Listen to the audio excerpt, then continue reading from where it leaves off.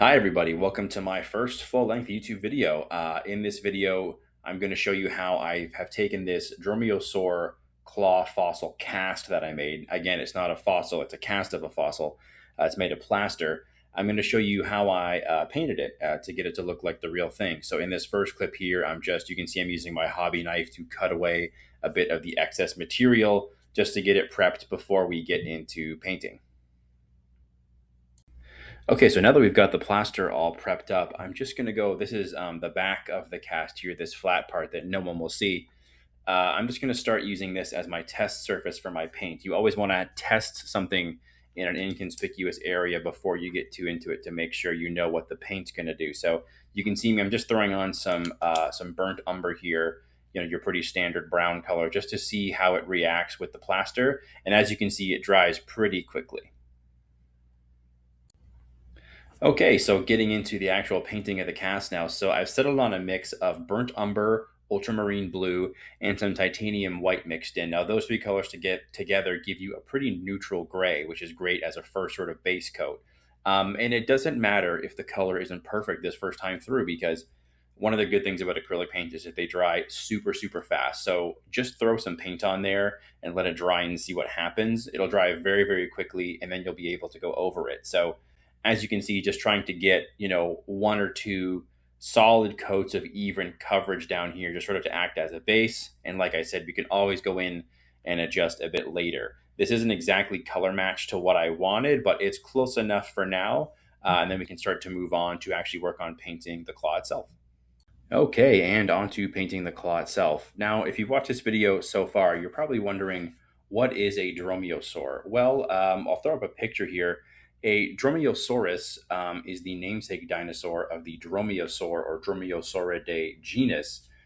These are commonly referred to as raptors. You've got the velociraptor probably being the most famous. Also includes things like the tiny Microraptor, and of course the Utah Raptor, which, although it's under some dispute right now, would certainly be the largest member of this group. Utah Raptor probably stood, the top of its head was about 6 feet tall, and it could be, 12 to 15 feet long from the tip of its nose to the tip of its tail. Now, this little guy, the Dromaeosaurus, was a very fearsome predator, but much, much smaller. So it would have been maybe about 6 feet long, and the top of its head might have come up to the waist or slightly above the waist on, I'm 6 feet tall, so an average sized person. So their name, the dromaeosaur, literally translates to the running lizard. These became famous when the Deinonychus, which is a dromaeosaur, was first discovered. I want to make a separate video about Deinonychus, so I won't go into it in too much detail, but this really helped people, archaeologists, understand that dinosaurs weren't just big lumbering creatures that moved very slowly and heavily, but they could actually move probably quite quickly due to the fact that they're on two legs.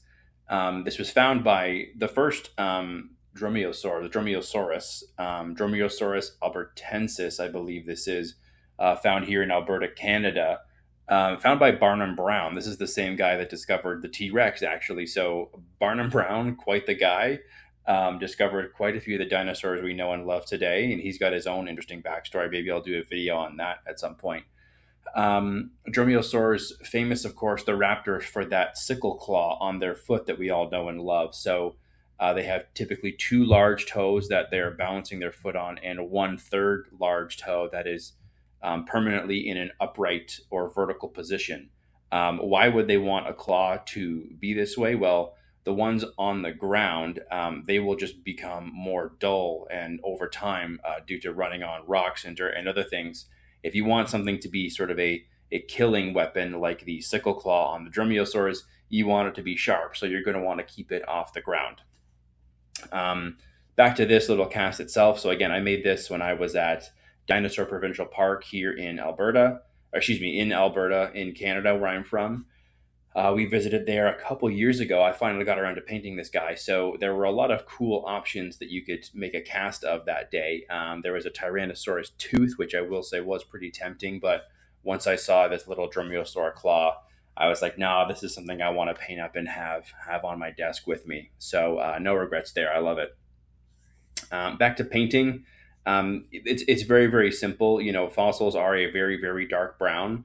So again, you might be tempted to start with some black paint, but what I would recommend if you're going to do something like this is to take the two colors I have here. Again, it's burnt umber, excuse me, and the ultramarine blue. If you mix these two together, it actually does make a blue black, and it's a transparent blue black. It's got a lot of great depth to it.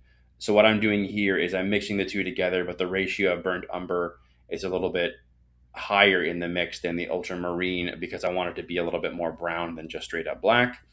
And when you put sort of layer after layer on top of the white plaster, eventually you'll get some great coverage, and you'll still be able to, see the fossil, see the detail underneath. It can appear very, very dark, but on closer inspection, looks more like a dark brown. Um, so yeah, if you guys want to know more about fossil painting or how to paint fossil casts or other dinosaur stuff, I'm going to be producing a lot of this stuff for the channel. Not just dinosaurs, though. I mean, I do love all wildlife, including the living animals that are on Earth with us today. So looking forward to that. And if you like this video, please like and subscribe, and also leave me a comment. Let me know what you liked, and let me know what other kind of animal or wildlife art related stuff you want to see, living or extinct. So thanks very much, and I'll see you in the next one.